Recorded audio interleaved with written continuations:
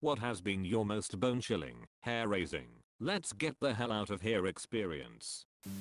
I don't tell this story often, but this seems like a good place. Back in college I used to drive up the Oregon coast on weekends, then just crash in my car when I got tired. I woke from a nap in the driver's seat and something just didn't feel quite right. It was just dusk and the light was fading pretty fast. I yawned and stretched, and as I did, so I turned my head to the side and just caught a face ducking down below my rear passenger window. I went to hit the lock button just to make sure, and in my panic I accidentally unlocked the doors briefly and then locked them again. I stared at the window for a few minutes, knowing that someone was crouching just out of sight. Even sexually, I started the car and thought I heard a scuffing sound. Whoever it was didn't reappear, but that was enough for me. As I noped out of there and pulled out back onto Highway 101, I glanced back, and a bald figure in a red t-shirt with something wrapped around his face booked it into the woods on the side of the road. That was the end of that weekend trip. I drove the 2 hours back to my dorm room, white-knuckled hands locked on the steering wheel. I had to pull over a few miles down the road though, to deal with the adrenaline shakes. As someone who lives in Oregon, most of my WTF moments and others that make me feel unsafe is at the coast. There's plenty of hillsides that'll take you off the busy roads and give you a huge ocean view, but the roads are narrow, so that means no turning around. One time my grandma, little sister and I were on one of these roads looking the ocean over, and a car pulled up alongside us and slowed down before going off on their way, and I mean slowed down enough to stare us down suspiciously before leaving. Something about it just never set with me right. The car had even waited for us to pass it before it went by. If it was just another person looking, I probably shouldn't have gotten all the hair on my body standing up. Was walking from a local shopping mall to the train station so I could go home. The shortcut went through a huge long tunnel and was out of sight from the road and wasn't used unless you knew the area. When I got to the tunnel I looked up and saw one guy standing right at the other end of the tunnel, in the middle, just looking in my direction, like he was waiting. Every hair on my body stood on end. I felt like I needed to vomit, and before I knew what I was doing my feet turned me around and started walking fast away. He started walking after me and said, "Don't worry, it's not like I'm going to rape you." I ran and walked right on the edge of a highway, in plain view of cars in case he ran after me. I couldn't stop shaking for an hour. I was walking home from work, along a busy street. He was driving and slowed way down to keep pace with me. Said he was a firefighter and that it was about to storm. I should get in his car. I said no thanks. He kept pushing. Finally, I was about to walk past a hotel, but he pulled part way into the hotel parking lot, enough to block my path. Thankfully the hotel guard saw me looking uncomfortable. As soon as the hotel guard took a step toward us, the guy peeled out and sped away, which just confirms he was not a firefighter, and I would have been in danger if I went with him. Scary. When I was 27, my girlfriend lived in a crappy part of Hollywood, Florida near US 1. She had a kid pretty young, but the dad ended up going to jail for assault. The place she could afford was run down with all sorts of addicts and genuine lowlifes living in the units around her. She hated the place. She couldn't move in with me because I was just renting a room where I lived. It was better than living at her parents though. Drunk abusive dad, addict mom. I went to visit her after my shift ended at 9 PM. Picked up some food and planned to cook for her. We were there for about an hour just sitting on the couch watching her kid play with a box. Then the banging started on the door. She looks terrified thinking it's her ex. I'm kind of freaked out also because I heard all these stories about him. Some guys cursing, hitting something against the door hard. We don't even want to peek through the window or peephole thinking he's got a gun. We call the police, but the operator is having a tough time hearing. Then we hear some other woman screaming and cursing. He had the wrong door. We hear them start fighting, smashing, more screaming. Sounds like she's spitting, and we hear punches. We are not sure if it's her or him, but it's loud. 911 operator says police are on their way. The kid starts screaming because he's scared. The man outside starts banging on the door again. He thinks his kid is with us and shouts he's going to kill us for taking his kid. My GF just breaks down at this point and starts crying. Maybe 10 minutes later the police arrive. We arrest both of them, then took our statements. She moved out a couple days later, and we ended up renting another crappy apartment, but in a much better area.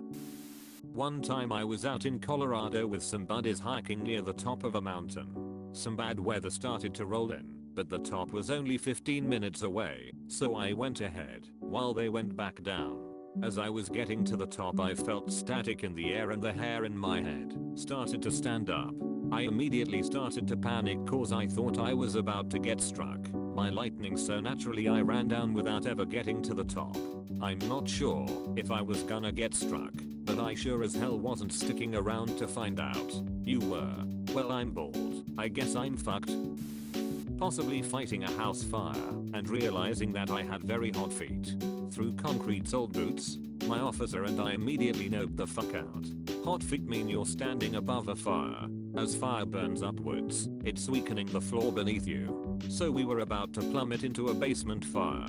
Oh, wow. Lucky you were able to feel it. I suppose that's the damned if you do, damned if you don't thing about heat protected boots. That's exactly it, and they cover it early on in fire school. Modern fire gear works great. Arguably too great. In fact, by the time you feel hot, it was already time to get out, and hopefully you didn't go too far for too long. Back when my son was only about a year old, my husband worked second shift, so I was alone every evening. We lived in townhouses at the time, and had a neighbor who was a war vet my husband was friendly with. He was a little off in the sense there was very obvious PTSD and other traumas, but all around a nice dude. Anyway, one evening this guy knocked on the door. I opened it thinking he probably was looking for my husband, and I was just gonna let him know he was working. Dude was super drunk, wouldn't stop talking, and kinda made his way into the house. He also brought his huge ass German Shepherd with him. I was trying to be friendly, but I had the worst feeling in my stomach. I felt insanely vulnerable, and like something just wasn't right with this situation. I kept trying to tell him in the nicest way to leave, but he wouldn't. I texted my husband, "Hey neighbor, guy's here and won't leave. He's trashed. I feel really uncomfortable." My husband texted his buddies that lived a few apartments down, and they came over immediately. They got the dude out of the house, and not even 20 minutes later I hear noises outside, and this guy's trying to rip the license plate off my car. My husband's friends heard it, or saw it, I'm not really sure, but they came over and were more aggressive about him going home and leaving me alone.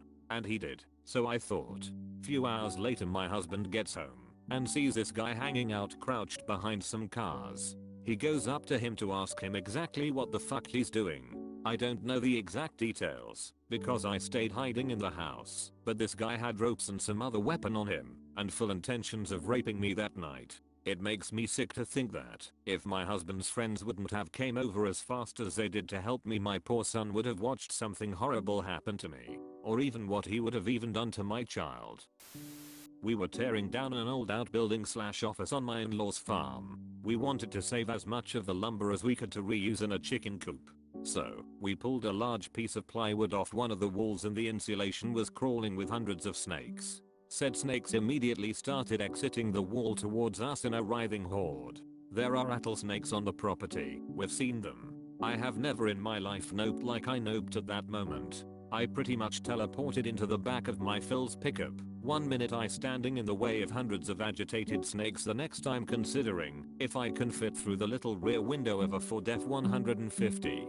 There is nothing quite like the immediate flight response you feel when you stumble upon a venomous snake, let alone a vast congregation of them. I've only ever accidentally encountered one once, and I ran faster than Usain Bolt ever has.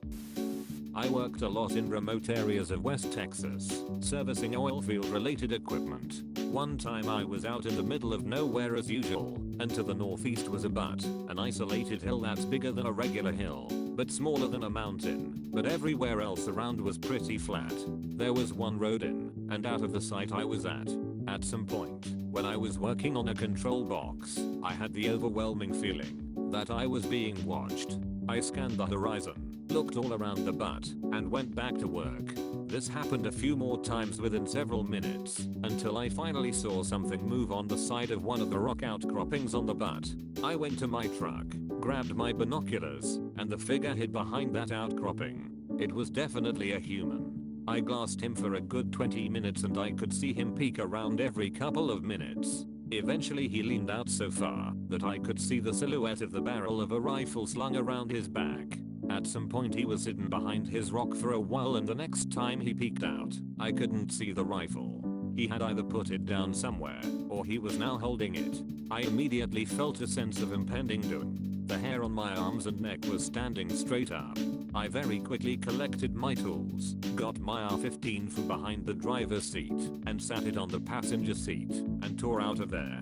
I sped down the dirt road, almost clipped the cattle good, and started cruising down the highway. Just as the adrenaline started to wear off, I remember the metal taste in my mouth, and having to grip the steering wheel to keep my fingers from twitching. A few miles down the road, a maroon Suburban full of guys was pulled over on the oncoming side of the road. They definitely weren't oilfield workers, shades all around, bust heads, all intently looking at me. I expected them to pull a U-turn and pursue me, but they didn't. I can't prove that this is what was happening, but I do know that cartel guys run operations where one scouts for guys working alone and calls in a group of guys to rob them of their truck and tools. Hiking in the Rocky Mountains, on a trail I knew pretty well. I was leading a group of kids, maybe 20 or so middle school aged children from the camp where I worked. I turned a corner and saw a jawbone of a deer. Pretty cool, showed it to the kids. Didn't have any flesh on it, so I assumed it was pretty old. 100 feet further down the trail I find another bone. Femur maybe. I specialized in insect populations, not deer anatomy. This one looked a little fresher. Another ways down, another bone. I'm getting a little nervous at this point, so I explain that we should probably turn around and head back. My students all groan that they want to see more dead stuff, but I shepherd them down the train and back to camp.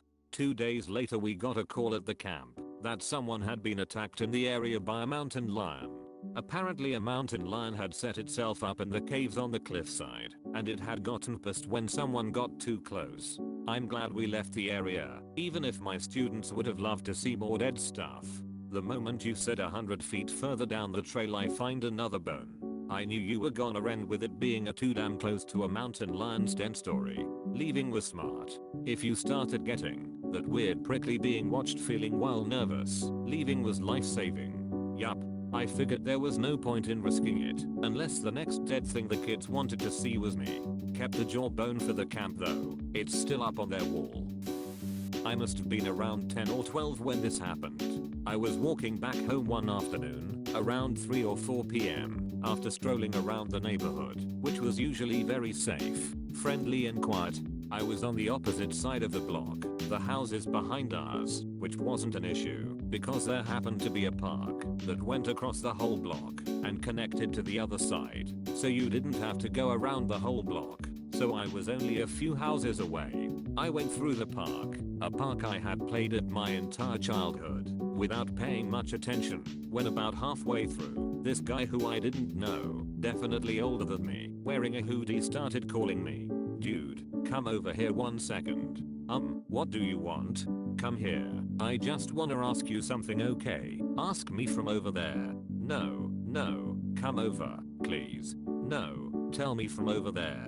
At that point, another dude that was sitting next to him gets upset. I hear a "that's it," and they both stood up quickly and started making their way towards me. I can't recall how far they chased after me, but my instincts just told me to run like hell and I did. To this day I still don't know if they were gonna mug me, if they were just taking the piss, or what was happening, but it definitely scared kid me.